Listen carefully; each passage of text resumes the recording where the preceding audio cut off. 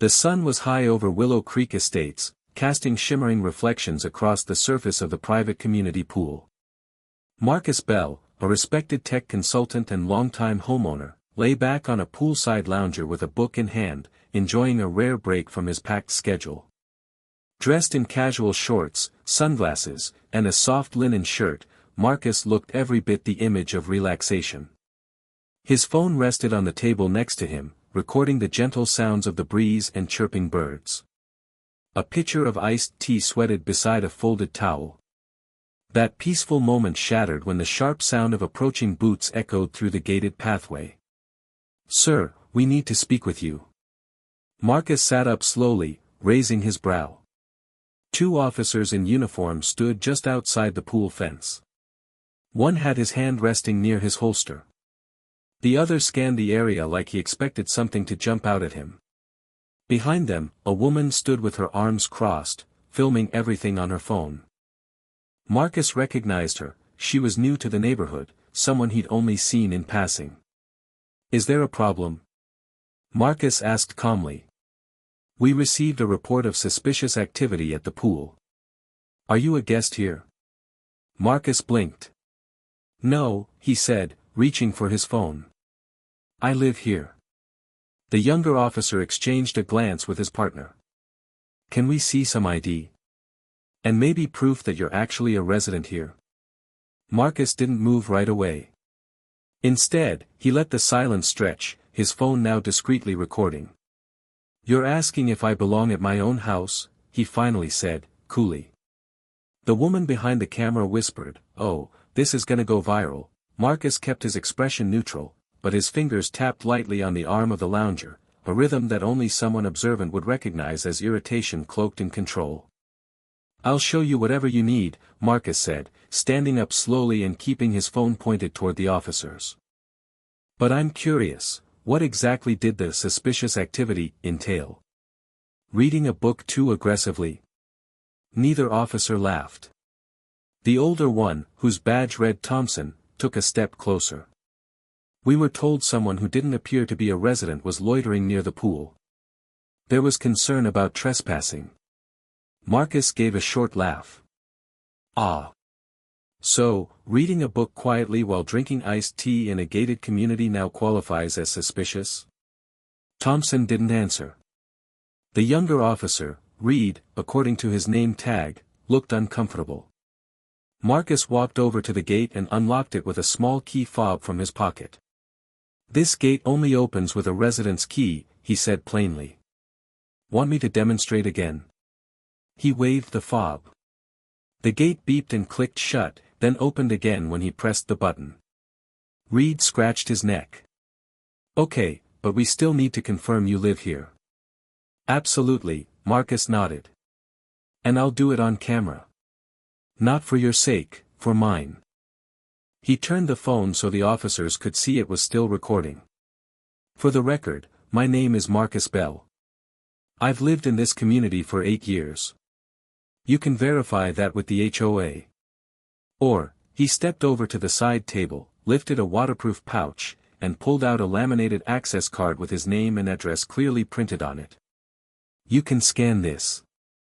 Officer Reed took the card, his eyes darting to the camera before muttering, "Give us a second." As they stepped aside to verify the details, Marcus walked back to his lounger. The woman recording from behind the fence hadn't stopped filming. "You're handling this way better than I would," she said. Marcus glanced over and gave a wry smile. "I've had practice." The tension in the air hadn't broken yet, and Marcus knew something bigger was about to unfold. Marcus remained standing, arms crossed, as officers Thompson and Reed huddled near their patrol car, speaking in low tones. They hadn't yet left, and that meant this wasn't over. Not until they found a way to leave without admitting they'd made a mistake. Meanwhile, the woman with the phone, who had now stepped fully into the pool area, whispered, "Mind if I keep filming?" "Please do," Marcus replied. "I prefer witnesses when reality gets rewritten." Moments later, the officers returned. "Well," Officer Reed began awkwardly, "we did verify you're a resident. Everything checks out." Marcus nodded slowly. Of course it does. Thompson cleared his throat. Still, we had to respond. It was a call from someone concerned about safety. We're just doing our job. Marcus picked up his phone and stopped the recording. Your job. Or their assumptions. He wasn't raising his voice. In fact, the calmness made every word hit harder. I didn't raise a disturbance. I didn't break any rules. I didn't even play music too loud. Yet I got approached like I'm a threat. You demanded ID before introducing yourselves. And now that it's proven I live here, there's no apology. Just justification.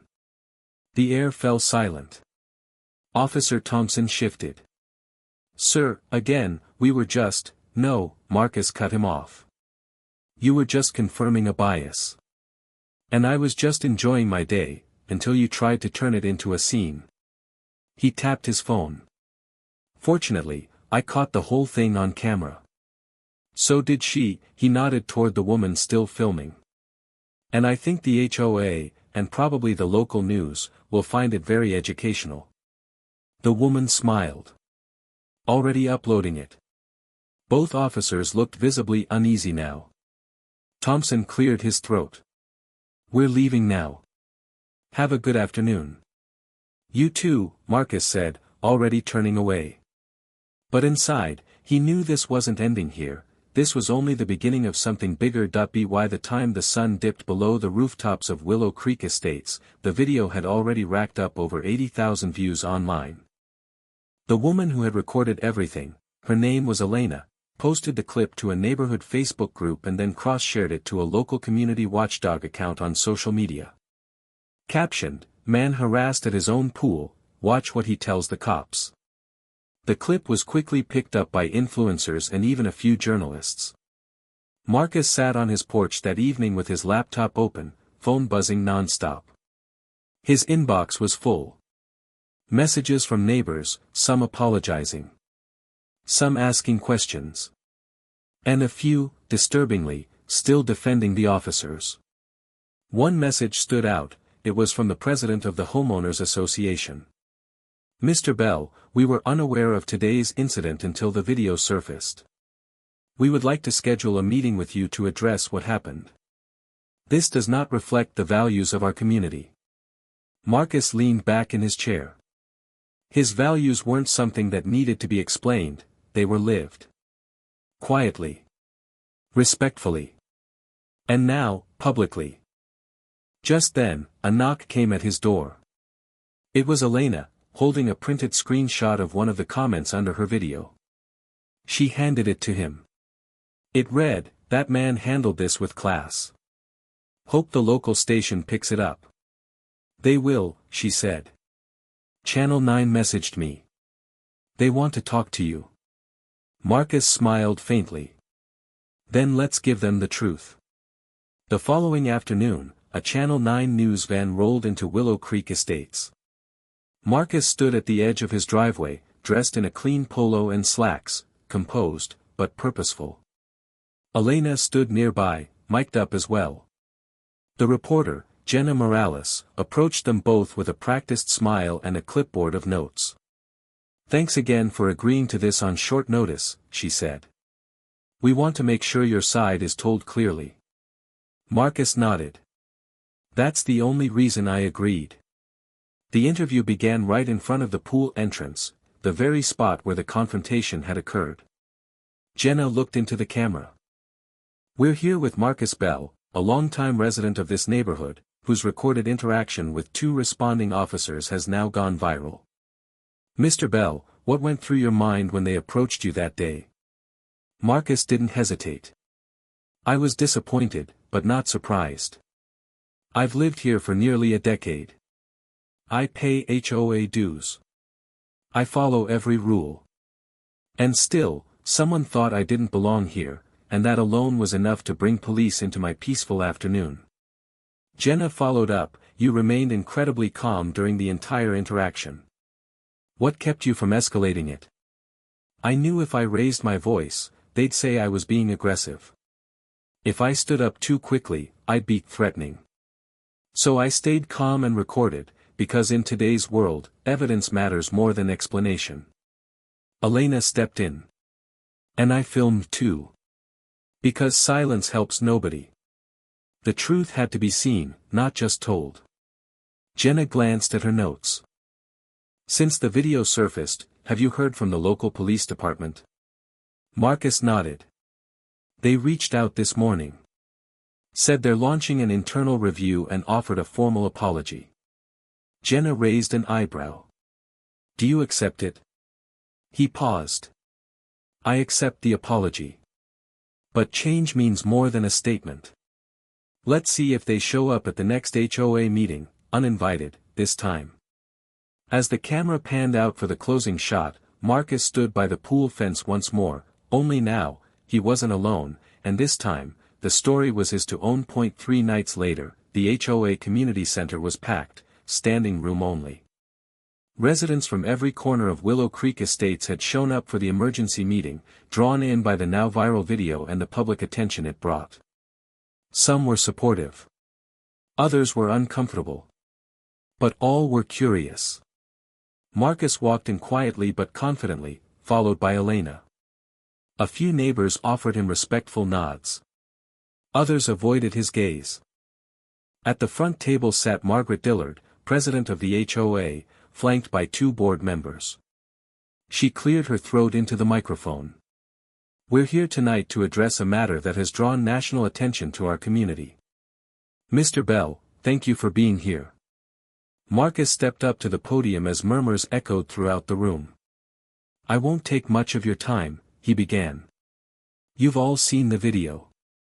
You've seen how fast assumptions were made. How fast someone can go from neighbor to suspect, simply for being at a pool they've paid to maintain. He scanned the crowd. This isn't just about me. It's about what kind of neighborhood this truly is, and what kind we pretend to be. Margaret interjected, Mr. Bell, we understand your frustration. And while the HOA had no direct involvement in the police response, it happened in your backyard, Marcus interrupted. And the person who made the call is still anonymous. Why? There was a long silence. A hand went up in the crowd. An older man stood. I made the call, he said. I didn't recognize you. I thought. I was just looking out for the community. Marcus stared at him. Looking out? Or looking away from the truth? The man sat down, his face red. Marcus turned back to the board. I'm not here to shame anyone. I'm here to ask, what policies are in place to prevent this from happening again? To me or anyone else? Margaret looked unsettled. We don't currently have anything formal. Then let's fix that, Marcus said. Transparency. Accountability. And training. For the board, the neighborhood watch, and yes, even residents who think concern justifies profiling. The room fell into thoughtful quiet. Then someone clapped. Then another. Within seconds, the entire room was on its feet. Even the man who made the call, the applause eventually faded, but the impact lingered like thunder after lightning. For the first time in years, the HOA meeting wasn't just about landscaping complaints and pool hours, it was about truth. Margaret Dillard, still gripping her pen tightly, leaned into the mic, Mr. Bell, you're right. We don't have guidelines for incidents like this, but it's clear we need them. Would you be willing to assist in drafting a new community policy? Marcus didn't hesitate. Absolutely. But I won't do it alone. I want residents like Elena involved. And a third-party consultant from the city's civil engagement office. Margaret nodded. We'll vote on forming a task force tonight. Gasps and murmurs echoed from the audience, this was unprecedented. Willow Creek had always been quiet, pristine, and a little too comfortable with silence. But now, something was shifting. After the meeting, a line formed to speak with Marcus. Some offered support. Some apologized. One man even said, I've lived here 15 years, and I never realized how fragile it could feel to be questioned in your own space. Elena leaned in and whispered, "Feels like the start of something." "It is," Marcus replied.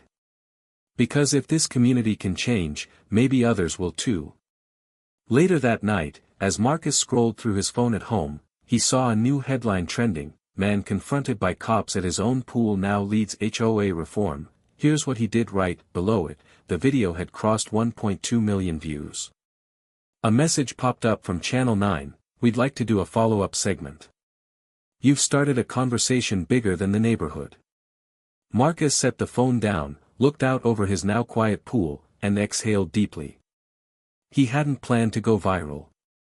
But maybe that's what it took to wake up a gated world. A week later, Marcus stood on stage at a citywide community summit titled, "Belonging in Shared Spaces," a brand new event organized in direct response to what had happened in Willow Creek. He never imagined his peaceful pool day would land him under City Hall spotlights. But here he was, speaking not just to neighbors, but to city officials, other HOAs, community organizers, and members of local law enforcement. Behind him, the massive screen played a silent clip of that now famous moment when he held up his ID to the officers, calm, clear, and unshaken. Marcus stepped up to the microphone. "I didn't ask to become a symbol. I asked for a quiet afternoon. I asked to not be questioned for existing peacefully where I live. But since the camera was rolling, we might as well roll it forward." The crowd chuckled softly. People keep asking what made that day different. The truth is, it wasn't. That type of thing happens all the time. What made it different, is that this time, it was seen. It was shared. He glanced toward Elena, seated in the front row, filming once again. She smiled. But going viral isn't the victory. Policy is. Accountability is. Respect is. And that's what we're working on now, in Willow Creek, and hopefully in every neighborhood that sees themselves in that video. After his speech, a panel Q&A followed. City officials asked about the reform task force. Police representatives, now participating in community training pilots, thanked Marcus for pushing the conversation forward without burning the bridge. Before he left, Marcus was approached by a young man from a nearby neighborhood who said, "Because of your story, our HOA is drafting protections for residents. You changed more than just your block." Marcus shook his hand firmly. "Good. Because every address deserves dignity." As he stepped outside into the warm afternoon air, Marcus realized, this story was no longer just his. It had been exactly 1 month since that quiet afternoon turned national conversation. Now, the Willow Creek community pool looked a little different. Not in appearance, the water still shimmered, the loungers still lined the edge, and the breeze still carried the scent of fresh-cut grass. But the energy had changed. Today, Marcus wasn't alone. Dozens of neighbors gathered around for what was dubbed Community Reset Day. The HOA had organized it alongside the newly formed Inclusive Spaces Task Force. There were signs posted near the gate, "All residents welcome. Assumptions not admitted." A grill sizzled on one end. A bounce house was inflated at the other. Kids played, adults mingled, and music played softly through speakers, a playlist curated by Marcus and Elena themselves. Margaret Dillard approached with a clipboard in hand and a genuine smile. The new HOA guidelines passed, unanimous vote. Resident identity verifications must now follow protocol, no assumptions allowed, and all board members will undergo equity and de-escalation training. Marcus raised his brow. "That's surprisingly fast." She laughed. "Well, your video kind of did the heavy lifting." Just then, a group of teenagers approached him. They were part of the youth community club that had just formed as a result of the summit. "Mr. Bell," one of them asked, "can we interview you for our podcast? You know, for the Neighborhood Heroes segment." Marcus chuckled. "I'm not a hero. Just a guy who likes quiet afternoons." But he agreed. As the sun began to dip, Casting golden light over the pool's surface, Marcus finally sat down on the same lounger he'd occupied a month earlier. This time, no interruptions. Only laughter. Conversation. And a sense of something earned. The camera that once recorded injustice now captured something else entirely, a community that had been forced to look in the mirror, and decided to grow. 2 weeks after Community Reset Day, Marcus received a package at his doorstep. No return address, just a crisp envelope on top labeled, "Your story. Their change." Inside was a handwritten letter: "Dear Mr. Bell, we saw your video in our HOA meeting, across the country. We had a similar incident just last year, but it never made the news. Watching how you handled your situation with calm, clarity, and accountability lit a fire under us. We've since launched our own task force and are rolling out policy changes inspired by your speech. Thank you for doing what many only talk about. With respect, the residents of Hillside Ridge, Oregon." Beneath the letter was a folded T-shirt. Printed across the front in bold, minimalist font, "I belong here." Marcus sat down, smiling to himself. The story he thought would end with one video, had become a ripple, reaching across city lines, through neighborhood gates, and into the minds of strangers who now felt seen. Later that night, he added a framed quote to his living room wall, something Elena had said early on but that he only now truly understood: "Justice doesn't always roar. Sometimes it speaks softly, and everyone still hears it." And just like that, a man who wanted peace by his pool, became a quiet symbol of change far beyond it. A few months passed. Marcus was invited to speak at the annual citywide Civic Engagement Forum, this time not just as a guest, but as the keynote speaker. The theme: Reclaiming Spaces, Redefining Community. As he walked onto the stage at the city auditorium, packed with public officials, community leaders, and neighborhood organizers, the room fell silent with anticipation. He stood behind the podium and paused, surveying the sea of faces. Then he began. "When I was a kid, my father told me, if you want to change the rules, you need a seat at the table. I never thought that table would be a pool lounge chair. But here we are." Laughter rippled through the crowd. "The day 2 officers approached me at my own pool, I didn't yell. I didn't escalate. I didn't run. I stood still. Not out of fear, but because I knew that moment was bigger than me." He walked away from the podium and paced slightly, speaking more freely now. "The camera didn't protect me, my composure did. The phone didn't give me power, my presence did. But the real change didn't come from a video going viral. It came from neighbors sitting down, looking inward, and saying, we can be better. Change starts local. Sometimes with confrontation. But more often, with conversation." He paused as the room quietly nodded. "I didn't fight for revenge. I stood for recognition. Because nobody should have to prove they belong in the space they call home." Thunderous applause broke out. Some stood. Many wiped their eyes. As Marcus stepped off the stage, city officials and organizers came forward with handshakes and offers. One even proposed a pilot program inspired by his community reforms. Backstage, Elena caught up with him, camera in hand, still documenting the journey. "Still think you're not a hero," she teased. "I'm just a neighbor with a camera and a quiet afternoon gone loud," Marcus replied with a grin. But deep down, he knew something had shifted. He didn't just earn a seat at the table. He helped reshape it. 6 months later, a new family moved into Willow Creek Estates. A couple with 2 young daughters. Their first stop on move-in day. The community pool, where they found a bronze plaque mounted near the gate. It read, "This pool belongs to every resident, without exception. Dedicated to Marcus Bell, whose calm courage turned silence into progress." Marcus didn't know about the plaque until the HOA surprised him with it during a spring community gathering. He stood beside it quietly, hands in his pockets, as neighbors took pictures and offered hugs, high fives, and quiet thank yous. The moment felt surreal.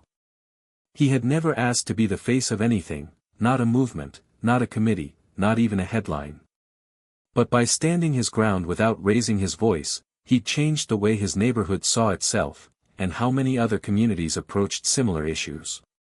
Later that evening, as twilight painted the sky above Willow Creek, Marcus sat once again by the pool, same lounger, same spot.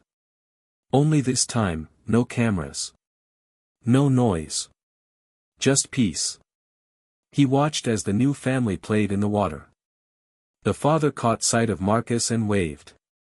"Hey," he called out. "You're the guy from the story, right?" Marcus smiled, standing slowly. "I'm just a guy from the neighborhood," he said. And with that, he turned back to his book, the same one he tried to read the day it all began, and finally, turned the page.